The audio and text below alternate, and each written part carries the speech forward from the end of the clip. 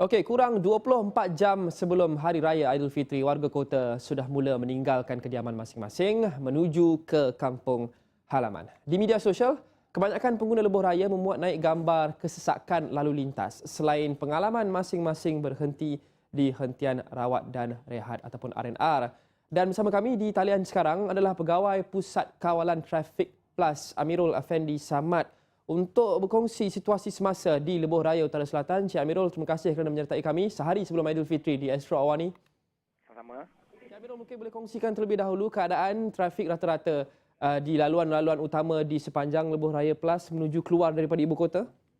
Okey, setakat ni aliran trafik bermula daripada Slim River, perlahan sehingga ke Tapah dan seterusnya Tapah menuju ke Gua Tempurung. Kemudian perlahan Ipoh menuju ke Terowong Monora dan Kuala Kangsar menuju ke kawasan mendaki Bukit Berapit. Kemudian kita ada satu kemalangan ini di kilometer 85.0 arah utara daripada Sungai Petani ke Gurun. Ini kemalangan maut melibatkan sebuah motosikal yang telah menghalang lorong kiri.